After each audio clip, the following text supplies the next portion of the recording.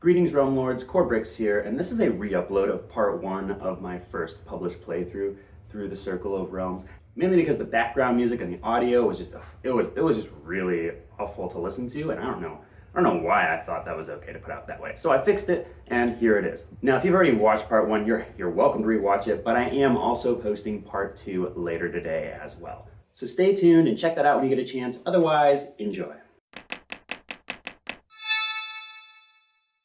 Greetings Realm Lords, COR here, and as promised, here is part 1 of a playthrough of the colossal LEGO wargame that I've got set up here in my basement. Now, I don't want to call this a battle report because the size and scale and scope of all this is so massive. There really isn't just one battle. There are several battles that took place over the course of this game. Maybe a war report would be a more appropriate name, but I'm just going to call it a playthrough.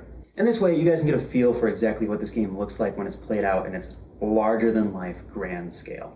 Now, this is certainly not the only way you can play this game. I'm definitely thinking about putting together scenarios that are more like a one-off individual battle, something you can play through in the scope of one game session. But those are still very much in the idea phase of my brain right now, and so instead, let's keep our focus on this long-form game that we just played.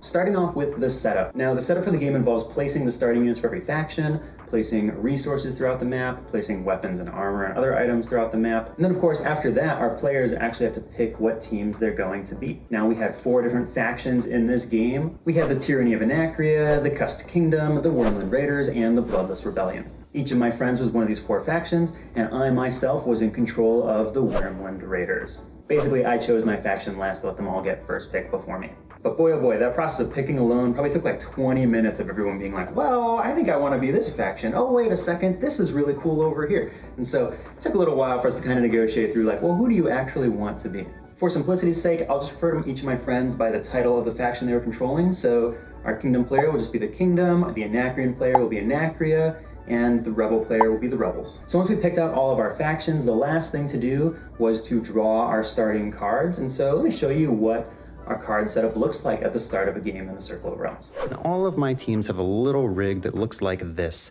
for their cards. This is kind of like a working prototype I put together out of Technic pieces. I might do a 3D printed version down the road, who knows? But for now, I mean, honestly, I'm quite happy with it. This thing holds 6 cards, so we have 4 cards at the center. These are your factions cards for their heroes, their non-heroes, their technologies, and their unlockables. Over here is a pocket on the left, and this pocket is for any cards that are public information to everybody.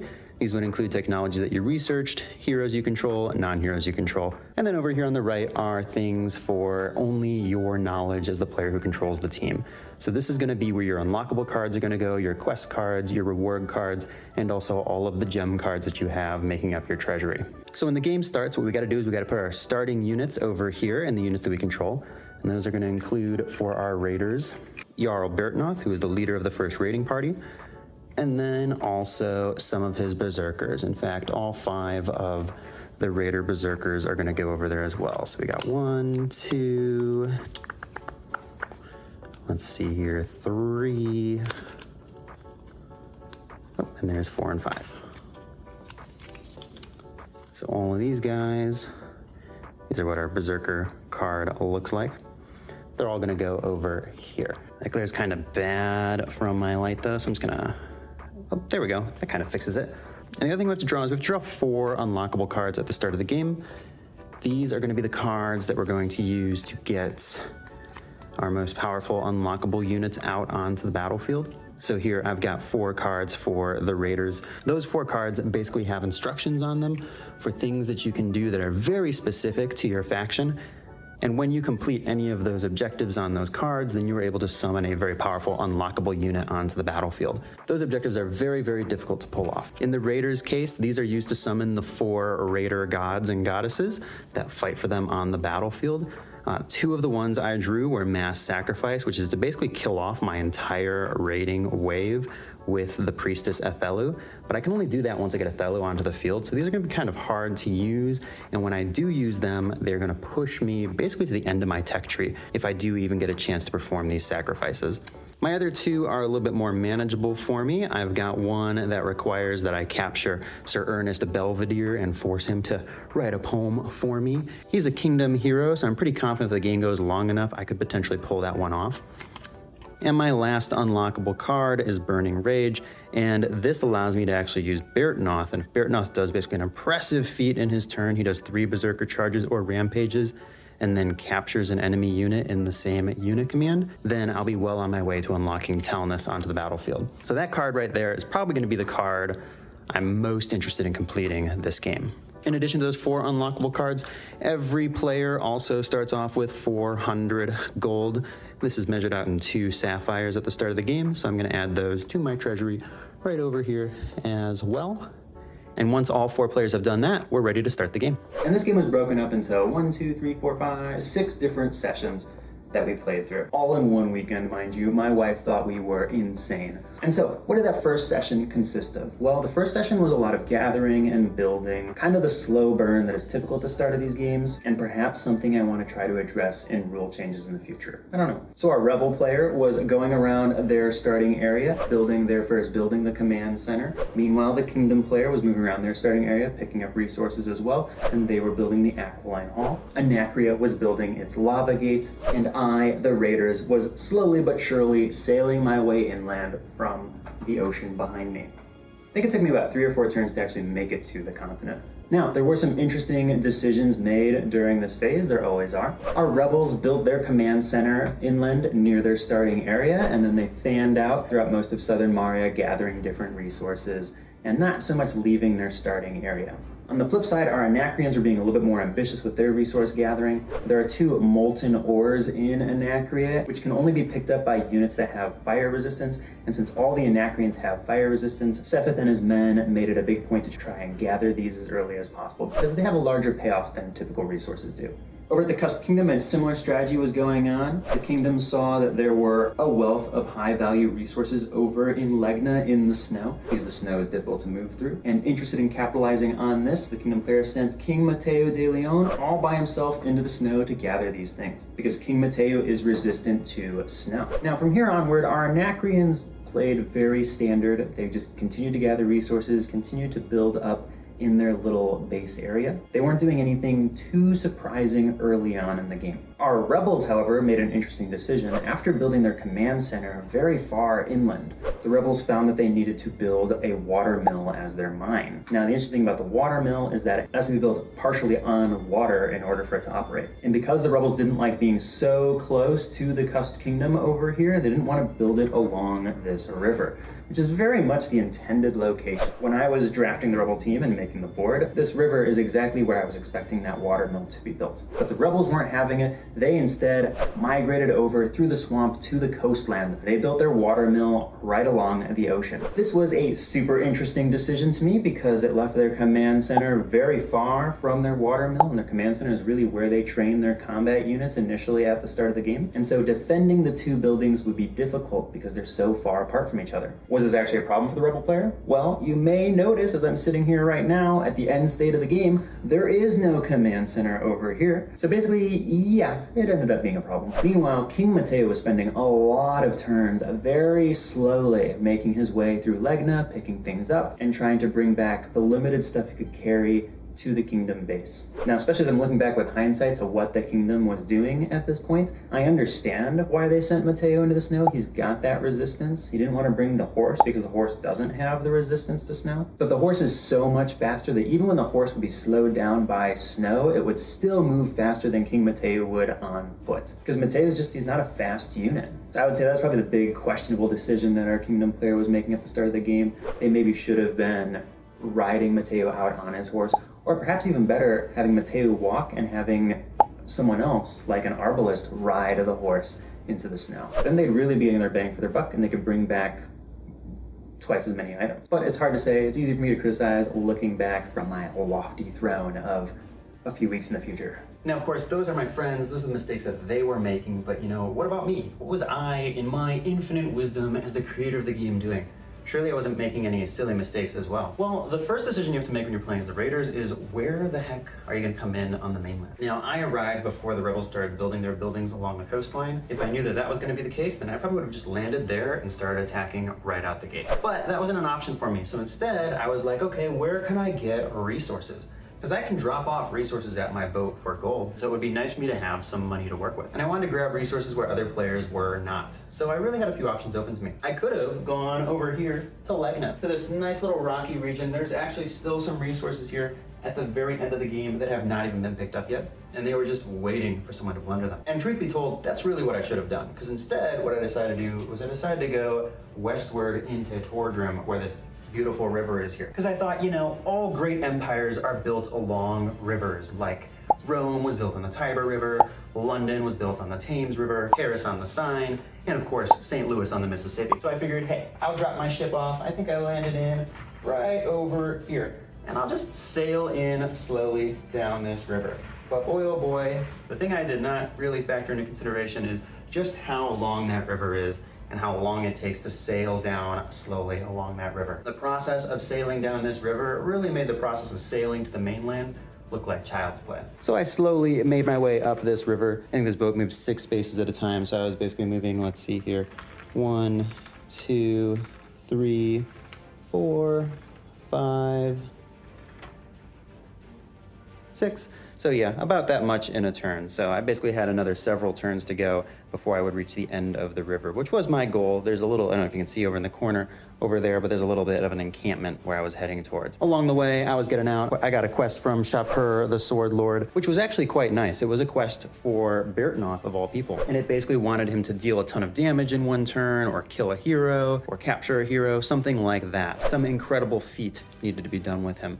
And I figured, you know, if I'm doing well in the game, I should be able to get this quest done. I also dropped off a guy in Sepith's palace. He went upstairs, found himself a blunderbuss, and then I basically just walked him off into the desert. Because my berserkers are resistant to desert terrain, so you know, why not? I figured I'd send him over towards the Anacreons. Maybe he'd get himself killed and I'd be one step closer to coming back in my next wave of units. Now, I wasn't expecting much to come of this guy. I was really sending him over to Olimbro, who is the client over in Surla, to get a quest. I thought that maybe I'd be able to get a couple lucky shots onto Sepith, or maybe kill one of his shadow conscripts. Basically anything that would set him back just a little bit before my guy would get captured or killed, one way or another, removed from the battlefield. Because do remember, as a raider player, I want to die. I want my units to die in this first wave so I can come back with my second, more powerful wave. So while I was slowly chugging down that river,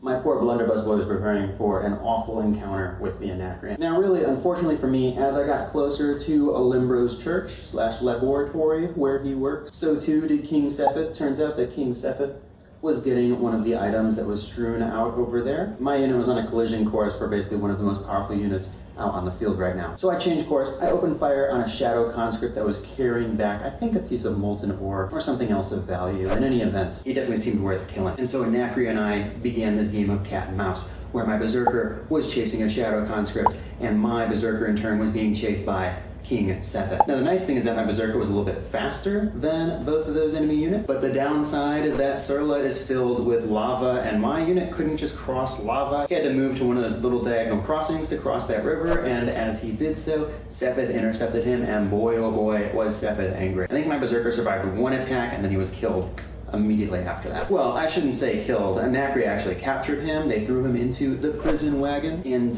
well, let's just say the Anacreons sought to use their torture ability to make an example out of my poor berserker. Now, the way I saw this, I had just done Anacreon a favor. I had given them a torture victim. I hadn't really caused much damage. Anacreon helped me out. They got rid of one of my guys. So clearly, we should be good friends. That was my thinking, my line of thought. Well, shortly after this, my good friends, those Anacreons, researched supply caravans. Supply caravans is a technology that just about everyone has to research, except the raiders. We start with the ability to do this, but everyone else has to research this if they want to march off the board and march around the Circle of Realms. Now, if you look at this board, it's massive, it's colossal. Actually, walking units space by space across the field does take a lot of time. And so marching is a way to pull your units off the field and have them move kind of much more quickly around the Circle of Realms. It's not nearly as precise as walking on the battlefield, but it's definitely the best way to travel from realm to realm if you are going a long distance of any kind. And so once this is researched, Sepith gets on his prison wagon and he goes off with a shadow conscript and they go out march. And I'm thinking, okay, the whole caravan's on the move, so they're probably making their way around the board. They're probably heading over to that spot I pointed out in Legna earlier where there were tons of resources and no one was going. So I was like, okay, this makes sense. And Nacria can go do that. I'll just keep gathering resources over here. I've gained control of the Kumari compound, which allows me to make the most powerful unit in the game. I am, of course, talking about Camel. And my plan was basically to gather resources over here, get them into that compound, and then potentially when my next wave of raiders arrives, maybe I would build my buildings around this compound, make a cool little desert fort for the raiders. This is also the time when I realized that the rebels were building their buildings close to the sea and their forces were going to be split between those two locations. So what I decided to do was I decided to leave Beartnoth and a berserker over here in the desert to get things situated, and I would send the remaining 3 of my berserkers on the ship over to the rebels in Mauria and see if I couldn't potentially maybe capture that mine and make some money, or kill Lord Lawrence Stevenson, who was very much out of place, or maybe just kill some workers. In any event, I'd be able to do some damage, get my units killed, win-win situation for everyone once again. Well, win-win situation for me, I should say. Now, what I did not expect was Sepith to plop on out with his battle wagon. Right here, basically, I think, it was somewhere around here. And it then occurs to me that Sepith doesn't have his eye on any resources. No. He has his eye on poor Beartnoth. And you know what adds insult to injury here is that Sepith is carrying my berserker's blunderbuss. He's showing up with our own weapon to kill us. And now Beartnoth still has his starting equipment at this point. I wasn't really focusing on outfitting him, I was just focusing on getting money. That was probably my mistake, because now I've got someone who's about to go up against Beartnoth, and that someone has 6 universal armor. And so what I'm doing with Beartnoth at this point is I am scrambling. I'm like, oh boy. I need to get 2 weapons of the same attack type with Beartnoth. That way I can add them together and do a stronger attack against Sepith, because that I think is the only way I'm able to get through that universal armor. If I attack with a different type in each hand, I have to do 2 smaller attacks, and I would much rather do 1 stronger attack to cut through that armor. And so the scrambling began. I hired 2 pack camels, one for Beartnoth and one for the berserker, so that we weren't moving so godforsakenly slow. Beartnoth ran up and picked up an iron sword as well as a khopesh, giving him a slashing attack that was powerful enough to cut through Sepith's armor and stare down the Dark Lord. I honestly don't remember what I gave my other berserker, because truth be told, he didn't even get a chance to attack at all in that fight, and you'll see why in a moment. And so I've outfitted Beartnoth as best I can, but I'm not too thrilled about it. Truth be told, a khopesh and a steel sword are far from the best items I can give him on the battlefield. If I had a bit more time to prepare, I could have really made him dangerous for Sepith. And so I now resort to my next best defense, which is just, trying to get under his skin. I start saying, hey, you really think that Sepith can take on Beartnoth? You think this is a good idea? You think this is a good matchup? And do you know how Nacria responds? Nacria says, Beartnoth? Who the heck is Beartnoth? I thought this was just a berserker. Maybe that's on me for designing them so similar to each other. But I think to myself, ooh, this is a good thing. Maybe he'll turn around now. Maybe he'll run away. And Nacria does that to an extent. They turn their wagon around, their conscript leaves, but Sepith stays. And as my men move forward to Sepith's position, Sepith moves forward, fires off a shot at my berserker. Poor guy got hurt. And I realized immediately, just from looking at where Sepith is standing, that he's planning to climb that hill. He's gonna get a height advantage on my people. And if he does that, then I'm really gonna be in trouble. And so the only thing I think I can do, which is take my berserker and ride up on the camel and cut him off. This prevents Sepith from being able to climb up this hill, at least from this side. But unfortunately, because my berserker is standing so far above Sepith, thanks in part to the camel he's riding, my berserker can't actually attack Sepith. Because if you remember from the rules, our figures need to be intersecting each other, like vertically, in order to attack each other in melee. And my berserker's actually standing above Sepith's head. And this sucks, because I was really hoping to be able to get 2 attacks on Sepith every turn instead of just 1 attack on Sepith. And I could get off the camel and attack Sepith then, but if I do that, I kind of run the risk of him stealing the camel, and that would be horrible because it would eliminate Beartnoth's height advantage that he gets from his camel, and it would give Sepith probably a height advantage over my other berserker. It would be a nightmare. So I had to settle for taking one of my berserkers out of commission just to block Sepith from going up that hill. And then I sent Beartnoth in on the side, and the real fight began. Now, the interesting thing about Sepith is that Sepith comes back once, twice after you kill him. And in his first form, he doesn't have that high of an attack. And it's even lower with that blunderbuss in his hands, because that blunderbuss doesn't do a ton of damage. But the blunderbuss does ignore all armor. So Sepith's ability to hurt Beartnoth is actually quite limited. He puts a few wounds on him, but nothing like what Beartnoth is going to deal right back to him. Because Beartnoth's 2 slashing weapons get added together into a very hefty slashing attack.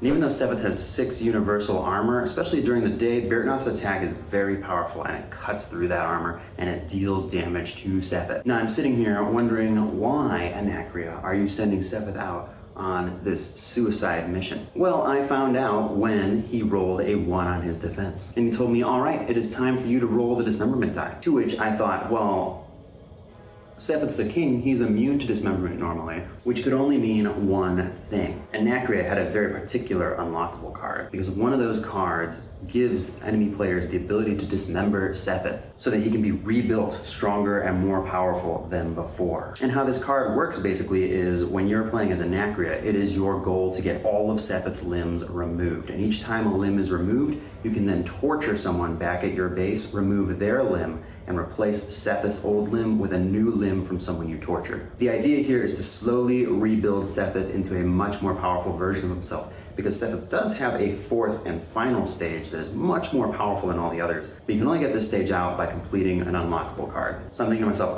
Sepith is now 1 limb closer to being an unstoppable force on the battlefield, especially this early in the game.